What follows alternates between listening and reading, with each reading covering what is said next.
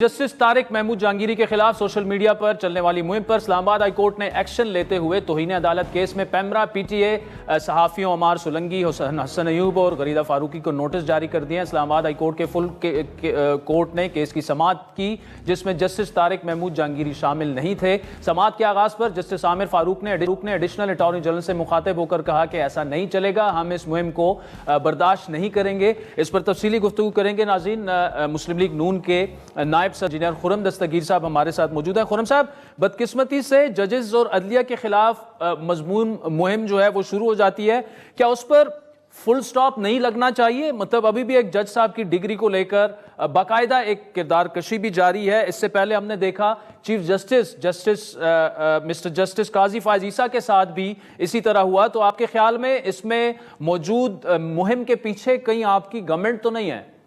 जी, आज के हम जिस सोशल मीडिया के दौर में रह रहे हैं उसमें इस तरह की जो अंग्रेजी में कहेंगे स्लीज कैंपेन्स तो अब हिस्सा बन गई हैं पूरी दुनिया में।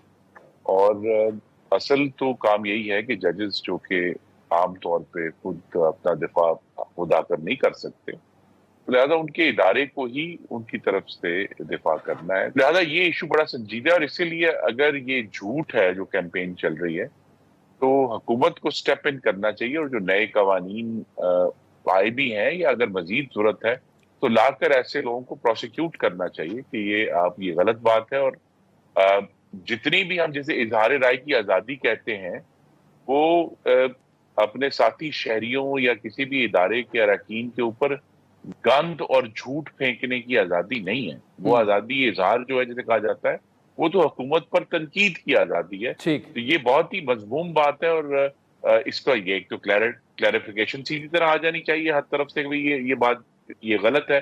और दूसरा ये कि फिर इन पे हमें प्रोसिक्यूशन भी करनी पड़ेगी ताकि पाकिस्तान के जो कलीदी आईनी इदारे हैं उनकी जो साख है वो बरकरार रहे।